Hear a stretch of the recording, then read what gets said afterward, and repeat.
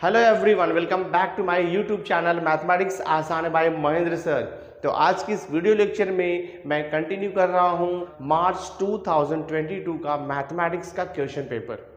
तो आज की इस वीडियो लेक्चर में मैं सेक्शन 1 का जितने भी ऑब्जेक्टिव्स टाइप्स के सम्स है उसका सॉल्यूशन आपको प्रोवाइड करने वाला हूं with complete explanation, so that 12 marks आप इजीली स्कोर कर सकते हो बोर्ड एग्जामिनेशन में। सो देखो, मैंने यहाँ पे फर्स्ट क्वेश्चन लिखा है। सेक्शन 1 का क्वेश्चन नंबर ए है, select and write the most suitable answer from the given multiple choice question. तो यहाँ पर देखो फर्स्ट क्वेश्चन है, if A is equal to matrix दिया है 2 3 a 6 is the singular matrix, then A का value क्या आएगा। तो आपको पता होना चाहिए जब मैट्रिक्स सिंगुलर होता है तो उसका डिटर्मिनेंट वैल्यू ऑलवेज 0 होता है। ठीक है, तो हमें पहले से दिया है मैट्रिक्स सिंगुलर है, दैट मीन्स देखो इसका जो डिटर्मिनेंट वैल्यू रहेगा यानी कि 2 3 a 6 ये 0 हो जाएगा ऑटोमेटिकली। 0 क्यों हुआ? क्योंकि मैट्रिक्स पहले से दिया है सिंगुलर है। अब आपको पता है कैसे निकालना है, डिटर्मिनेंट कैसे निकालना होता है, क्रॉस मल्टीप्लाई करके देखो 2 इंटू 6 12 हो जाएगा, सब्ट्रैक्शन आता है a इंटू 3, तो देखो 3a हो जाएगा इक्वल टू 0। तो यहाँ से देखो आपको मिलेगा 12 इज इक्वल टू -3a को वहाँ पर शिफ्ट कर दो, तो यहाँ से देखो a का वैल्यू कितना आ जाएगा 12 डिवाइड बाई 3, तो 12 को 3 से डिवाइड किया तो देखो आपको 4 आ जाएगा। तो वैल्यू ऑफ a इज़ 4, यानी कि जो आपका ऑप्शन डी है वो करेक्ट है। तो यहाँ पर आप आंसर लिखोगे ऑप्शन डी 4। बहुत ही सिंपल सा सॉल्यूशन है इसका। नाउ देखो सेकंड सब क्वेश्चन क्या दिया है मल्टीपल चॉइस का, integration of 1/√x² - 9 into dx। ठीक है, तो इसका हमें सॉल्यूशन देखो निकालना है, ऑप्शन दिया हुआ है। एक्चुअली जो गिवन इंटीग्रेशन देखो, इंटीग्रेशन ऑफ 1/√x² - 9 दिया है ना, 9 को आप 3 का स्क्वायर भी लिख सकते हो इंटू dx। तो ये टाइप के इंटीग्रेशन का स्टैंडर्ड फॉर्मूला है, इंटीग्रेशन ऑफ 1/√x² - a² का स्टैंडर्ड फॉर्मूला है। फॉर्मूला होता है log of mod of x plus under root, same thing copy कर देने का और यहाँ पे लिखना पड़ेगा आपको प्लस c। इट मीन्स क्या हो गया देखो आपका ये log of mod of x plus under root x² - 3 का स्क्वायर 9 हो जाएगा और ये प्लस c। देख लो कौन सा ऑप्शन आपका मैच कर रहा है। तो जो ऑप्शन बी है देखो यहाँ पे log of mod of x plus under root x² - 9 plus c, ये हमारा करेक्ट आंसर है। तो इसका आंसर आएगा B, that is log of mod of x plus under root x² - 9 plus c। Sum solve हो गया। नाउ देखो third sub question क्या दिया है। थर्ड सब क्वेश्चन है, the slope of a tangent to the curve y equal to 3x² - x plus 1 at the point x equal to 1 y equal to 3 is given by. तो जो भी हमें curve का equation दिया है उसका हमें क्या फाइंड आउट करना है, हमें उसका टेंजेंट का स्लोप निकालना है। टेंजेंट का स्लोप निकालना बहुत इजी होता है। जो भी हमें कर्व का इक्वेशन दिया है उसे हम डिफरेंशिएट कर देंगे with respect to given variable, और जो x और y का वैल्यू दिया है उसे सब्स्टिट्यूट कर देंगे तो हमें स्लोप ऑफ टेंजेंट मिल जाता है। मैं आपको सॉल्व करके बताता हूँ। देखो यहाँ पर तो इसका आंसर हम लिखते हैं बाद में, पहले सॉल्व कर लेता हूँ। देखो मैं आपको यहाँ पे y इक्वल टू क्या दिया है 3x² - x plus 1। Slope of tangent निकालने के लिए गिवन इक्वेशन को डिफरेंशिएट करो विथ रेस्पेक्ट टू x। तो differentiating with respect to x, देखो यहाँ पे differentiating with respect to x, तो ये हो जाएगा dy/dx इज इक्वल टू, देखो 3 वैसे ही रहेगा बिकॉज वो वेरिएबल x² से मल्टीप्लाइड है, और डेरिवेटिव ऑफ x² तो आपको पता ही है 2x होता है, माइनस x का derivative with respect to x 1 आएगा और प्लस 1 का 0 क्योंकि वो कांस्टेंट है। तो क्या मिल गया देखो हमें यहाँ पर dy/dx इक्वल टू 3 2 6x और ये -1। अब सिंपली क्या करना है देखो आपको यहाँ पर dy/dx, आपको वैल्यू क्या दिया है देखो यहाँ पर पॉइंट का वैल्यू दिया है 1,3, यानी कि x का वैल्यू 1 है, y का वैल्यू 3 है। तो ये जो y का वैल्यू 3 है उसका तो कोई यूज़ नहीं है, x का वैल्यू 1 जो है ना इसमें आप सब्स्टिट्यूट कर दो, तो ये हो जाएगा देखो आपका 6 मल्टीप्लाइड बाई 1 -1, 6 1 ज़ा 6 -1 किया तो आपको आंसर कितना मिलेगा 5 मिल जाएगा।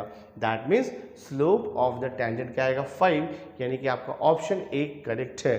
तो आंसर भी यहाँ पे लिखेंगे ऑप्शन ए 5। बहुत ही आसान है बच्चों ये।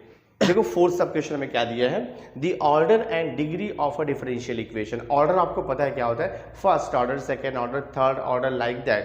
फर्स्ट ऑर्डर मतलब dy/dx, सेकेंड ऑर्डर क्या होता है d² y/dx², थर्ड ऑर्डर होता है D cube Y upon D X cube like that. और हाईएस्ट ऑर्डर जो डेरिवेटिव रहेगा उसका जो पावर होता है उसे हम बोलते हैं degree of the differential equation. तो हमें देखो यहाँ पे डिफरेंशियल इक्वेशन दिया, मैं आपको सॉल्व करके बताऊंगा। देखो क्या दिया, बाद में हम इसका आंसर लिखते हैं, पहले सॉल्व करके बताता हूँ मैं आपको। देखो क्या दिया आपको, 1 plus D Y upon D X, और इसका देखो होल क्यूब है, और ये पूरे का पावर कितना है 2/3 है, and this is 8 multiplied by D cube Y upon देखो यहाँ पर दिया है D X cube. Always remember differential equation में जो D Y by D X है, या जो भी ऑर्डर रहेगा D Y by D X, यानी कि फर्स्ट ऑर्डर सेकेंड थर्ड जो भी रहेगा, उसका जो पावर है ना वो कभी भी फ्रैक्शन में नहीं होना चाहिए। Power should be always whole number. But यहाँ पे पावर क्या दिया है आपको, 2/3 दिया है, तो फ्रैक्शन निकालना पड़ेगा। फ्रैक्शन निकालने के लिए क्या कर सकते हो आप, मालूम है, take cube on both side, take cube on both side. तो जब आप क्यूब लोगे ना तो यहाँ पर 3 से मल्टीप्लाई हो जाएगा, और इसका क्यूब हो जाएगा, इसका क्यूब हो जाएगा, तो ये फ्रैक्शन आपका निकल जाएगा। तो taking cube on both side देखो क्या आएगा, 1 plus D Y upon D X, इसका तो क्यूब है, ये एज इट इज रहेगा, होल पावर 2/3 है, क्यूब लेंगे तो 3 से मल्टीप्लाई करना पड़ेगा आपको।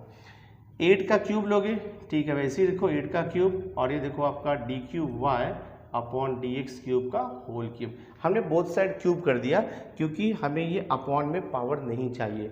अब देखो पावर जो है 2 हो गया, होल नंबर हो गया। अब यहाँ से आप डिग्री और उसका ऑर्डर बता सकते हो। तो सबसे पहले हम देखेंगे इसका ऑर्डर क्या है डिफरेंशियल इक्वेशन का, यानी कि हाईएस्ट ऑर्डर क्या यूज़ किया है। देखो ब्रैकेट में D Y upon D X है, यानी कि वो फर्स्ट ऑर्डर डेरिवेटिव है। राइट साइड में अगर आप चेक करोगे तो D cube Y upon D X cube है। तो डिफरेंशियल इक्वेशन में हाईएस्ट ऑर्डर डेरिवेटिव कौन सा यूज़ किया है, थर्ड ऑर्डर। तो इसका जो ऑर्डर होगा वो 3 हो जाएगा, तो ऑर्डर इसका 3 हो गया, राइट। अब इसका डिग्री लिखना है हमें।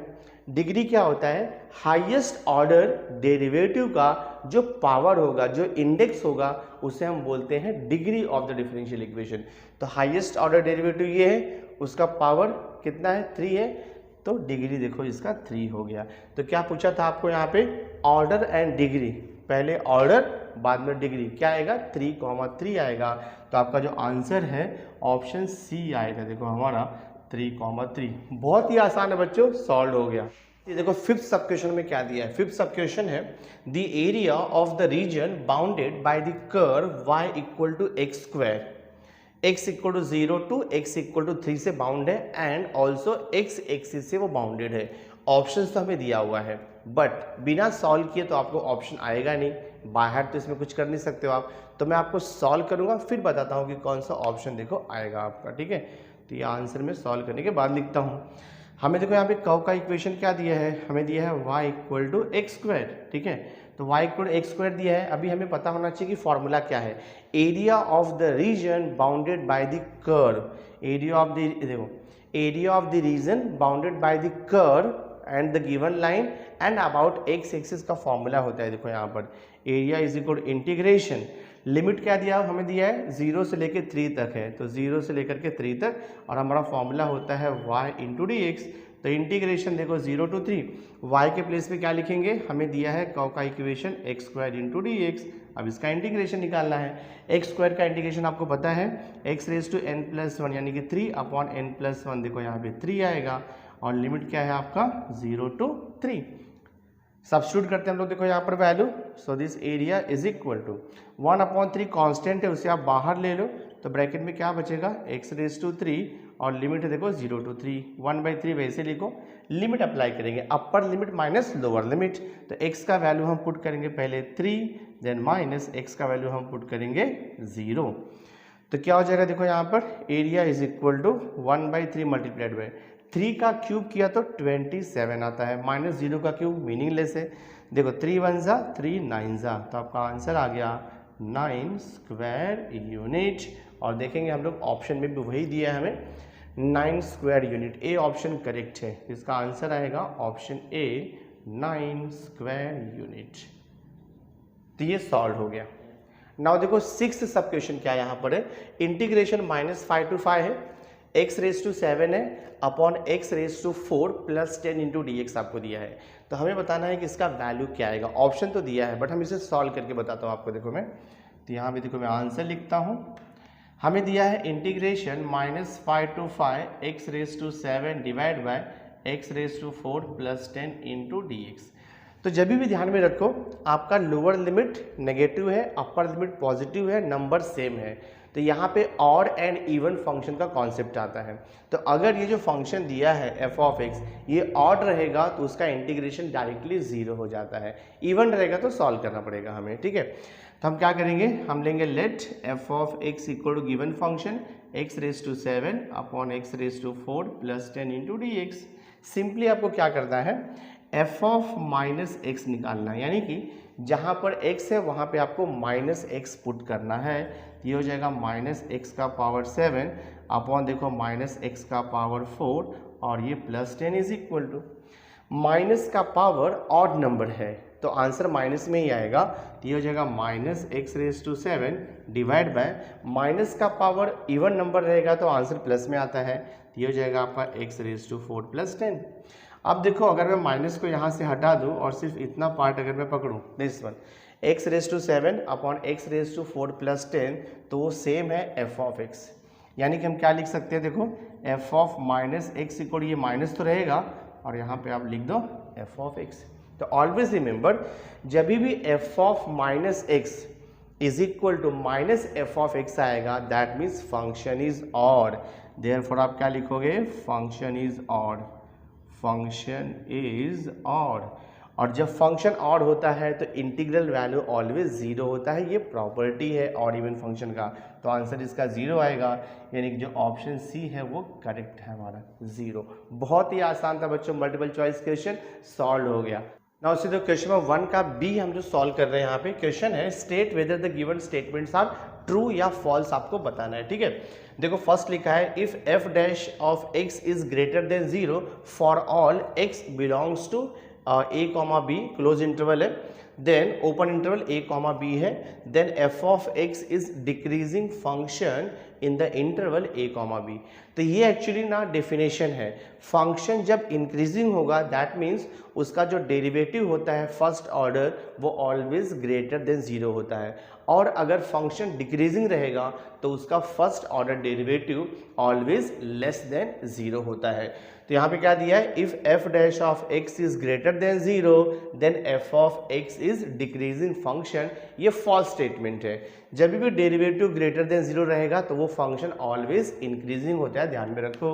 तो इसका आंसर क्या आएगा, ये देखो आपका फॉल्स स्टेटमेंट है, ठीक है। अब देखो सेकेंड सब क्वेश्चन हमें दिया है integration of 4 e raise to x minus 25 divide by 2 e raise to x minus 5 into D x is equal to दिया है a x minus 3 log mod 2 e raise to x minus 5 plus c. तो बोल रहा है कि where value of a is equal to 5 होगा। ये तो सॉल्व करके हमें पता करना पड़ेगा। तो ये टाइप का जो क्वेश्चन है उसे सॉल्व करने का एक मेथड है। देखो ये टाइप के क्वेश्चन में ऑलवेज हम देखो ऐसे लिखते हैं, मैं यहाँ पे आपको सॉल्व करके बताऊँ बाद में आंसर लिखते हैं हम लोग। देखो इसका न्यूमरेटर इज इक्वल टू होता है a into denominator plus b into D by D X of denominator, ये फॉर्मूला होता है, ठीक है। जाएगा आपका ये दिस न्यूमरेटर कितना है 4 e raise to x minus 25 is equal to a into what is denominator 2 e raise to x minus 5 है प्लस b कितना ऐसे ही रहेगा कांस्टेंट है वो into d by D X of what is denominator 2 e raise to x minus 5। देखो हम इसको solve करते हैं क्या आता है। सो ये हो जाएगा देखो आपका 4 e raise to x minus 25 ऐसे रहेगा a इंटू ब्रैकेट आपको ओपन करना पड़ेगा एक्चुअली, तो a into 2 e raise to X और देखो ये माइनस 5a हो जाएगा, देन यहाँ पे प्लस है b इंटू ब्रैकेट। अब डेरिवेटिव अप्लाई कर दो d by D X of 2 e raise to x minus 5, तो 2 तो वैसे ही रहेगा, e रेज टू एक्स का derivative e raise to X होता है, माइनस 5 का 0 होता है, तो 2 e रेज टू एक्स आ जाएगा, ये 2 e raise to X. Actually हम यहाँ पे ना कोएफिशिएंट को कंपेयर करके a और b का वैल्यू हम देखो यहाँ पे फाइंड आउट करेंगे। सही है, यहाँ पर आपको दिया है 4 e रेज टू एक्स बराबर, ये देखो माइनस 25 इज इक्वल टू ये 2a e raise to x है, और इसके साथ में देखो एक दूसरा यहाँ पे टर्म है plus b 2b E raise to X लिख सकते हो, और कांस्टेंट क्या दिया है यहाँ पे -5a।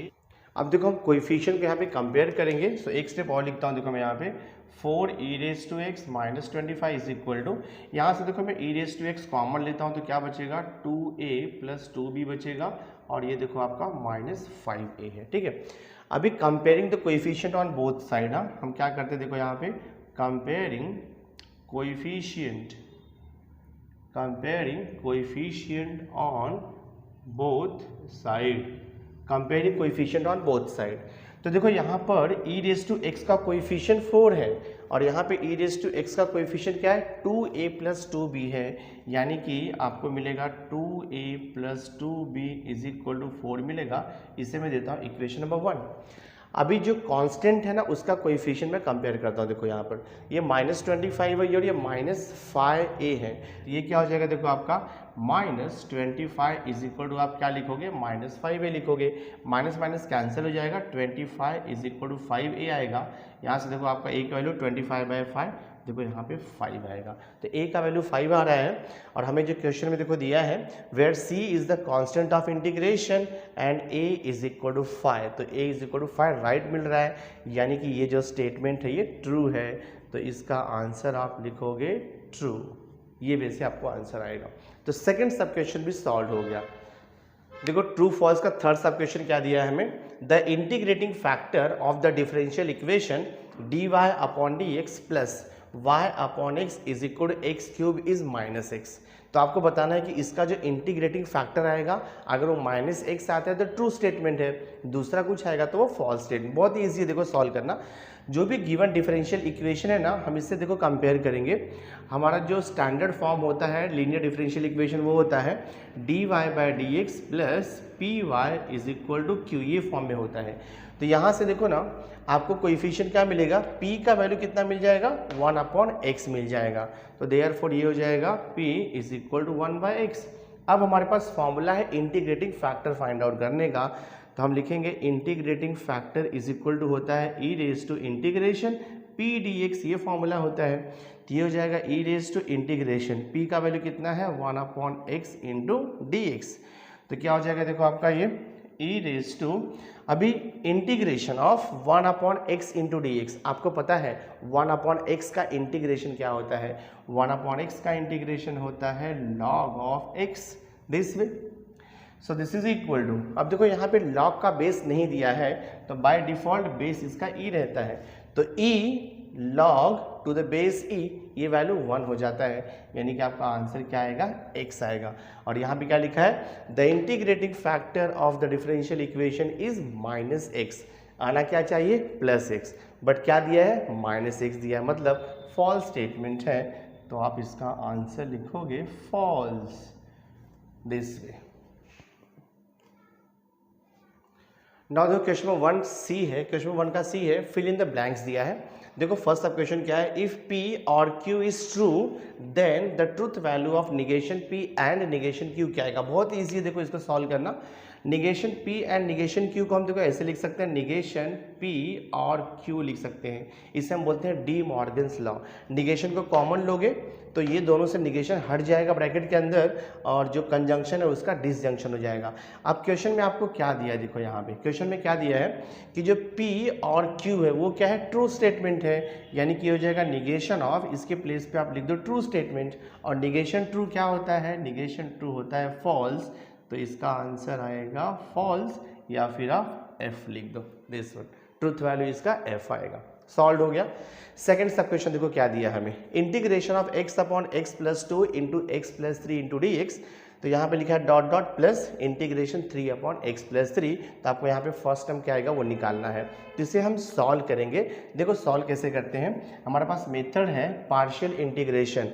हम कैसे लिखते हैं, देखो यहाँ पर x अपॉन क्या दिया आपको x प्लस 2, और यहाँ पर दिया है multiplied by x plus 3 is equal to a upon हम लिखते हैं first factor x plus 2 plus हम लिखते हैं b upon second factor x plus 3, तो ये हो जाएगा देखो आपका x upon x plus 2 into देखो यहाँ पर ब्रैकेट में x प्लस 3, ये क्रॉस मल्टीप्लाई हम करते हैं a multiplied by x plus 3 plus b multiplied by x plus 2, और यहाँ पे डिवाइड बाय होता है x plus 2 multiplied by x plus 3। ये देखो कैंसिल हो जाता है सेम डिनोमिनेटर। तो यहाँ पे क्या मिलेगा आपको x is equal to A into X plus 3, फिर यहाँ मिलेगा plus b into X plus 2 मिलेगा। अब यहाँ से आपको a और b फाइंड आउट करना है जो कि x का डिफरेंट वैल्यू पुट करके मिलेगा। तो देखो x का वैल्यू अगर मैं -3 पुट करूँगा तो ये पूरा 0 हो जाएगा, मुझे b मिल जाएगा।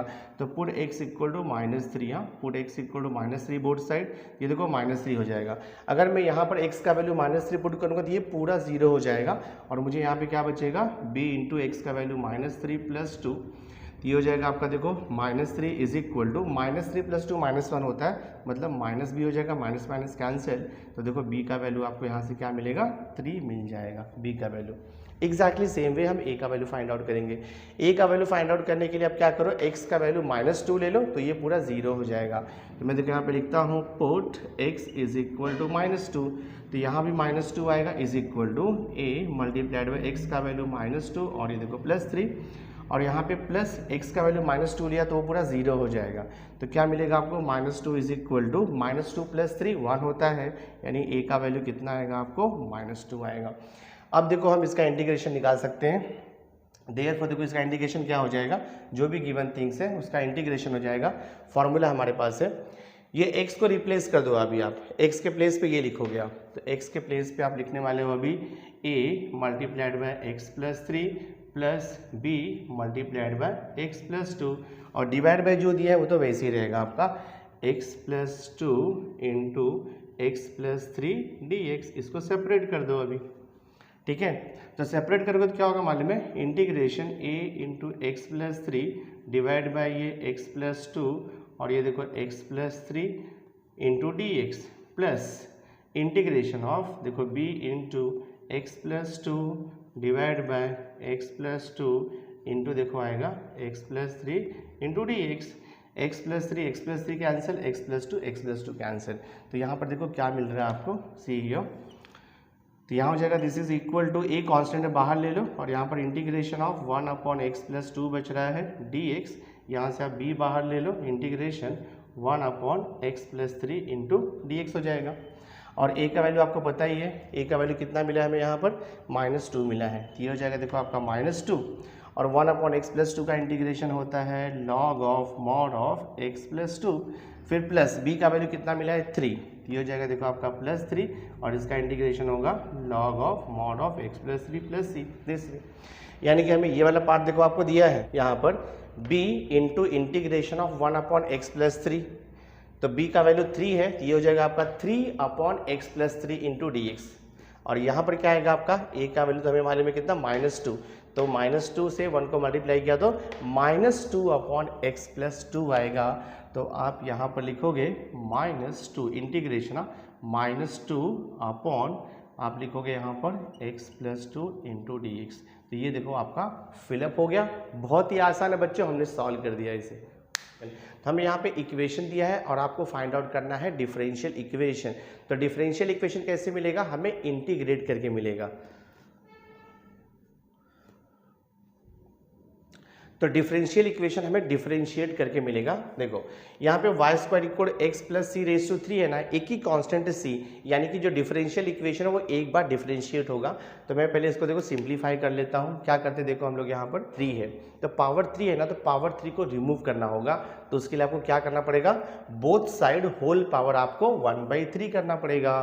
तो यहाँ पे आप लिखोगे टेकिंग बोथ साइड पावर 1/3 करेंगे हम लोग। देखो क्या हो जाएगा, ये वाई स्क्वायर का पावर 1/3 करोगे और ये देखो x plus c whole raise to 3 है, इसका पावर आप करोगे 1/3, ये 3 कैंसिल हो जाएगा और ये हो जाएगा y का पावर मल्टीप्लाई किया तो 2/3 is equal to x plus C.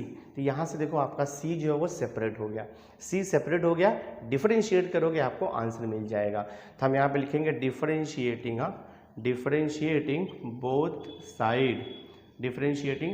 Side with respect to x। अब इसका डेरिवेटिव निकालो। देखो y रेस टू 2/3 है, तो y रेस टू 2/3 का डेरिवेटिव क्या आएगा with respect to x, 2/3 into y raise to 2/3 minus 1। x raise to n का फॉर्मूला यूज किया, x रेस टू n का derivative n, x raise to n minus 1, but into करना पड़ेगा हमें dy upon dx, क्योंकि हम differentiate कर रहे हैं विद रेस्पेक्ट टू x और यहाँ पे y दिया है।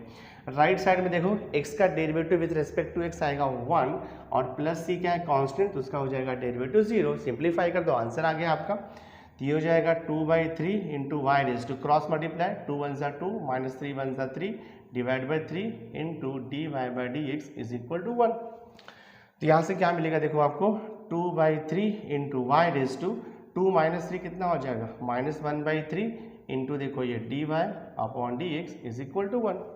इसको हम देखो ऐसे भी लिख सकते हैं 2 अपॉन ये 3 है, y रेज टू -1/3 है, अपॉन में जाएगा तो y रेज टू देखो +1/3 हो जाएगा, ये into d Y by D x is equal to 1 रहेगा। तो हम देखो इसका differential equation d Y upon D x के फॉर्म में लिखते हैं। D Y upon D x is equal to, यहाँ पर देखो 2 है तो मैं यहाँ पे 2 लिख देता हूँ, ये अपॉन में है तो अपॉन वहाँ जाएगा तो मल्टीप्लिकेशन में हो जाएगा, तो 1 multiplied by 3y raise to देखो 1/3 हो जाएगा ये। तो अल्टीमेटली हमें क्या मिलेगा 2 into d Y by D x is equal to 3y raise to 1/3। ये हमारा आंसर है, सम सॉल्व हो गया। So this is the general solution of this required differential equation. तो आपका डिफरेंशियल इक्वेशन क्या आएगा, आपका देखो डिफरेंशियल इक्वेशन यही आएगा 2dy upon D x is equal to 3y raise to 1/3। ये हमारा देखो फाइनल आंसर है, सम सॉल्व हो गया। My dear student, through this video lecture हमने जो मार्च 2022 का HSC बोर्ड का क्वेश्चन पेपर था मैथमेटिक्स का, उसका हमने जो सेक्शन 1 का all objective types with complete explanation आपको सॉल्व करके दे दिया है। तो आई होप आज का ये वीडियो लेक्चर आपको यूजफुल लगा होगा। तो नेक्स्ट वीडियो लेक्चर में मैं मार्च 2022 का सेक्शन 2 का भी सॉल्यूशन प्रोवाइड करूंगा। So thanks for being with me, मिलते हैं नेक्स्ट लेक्चर में।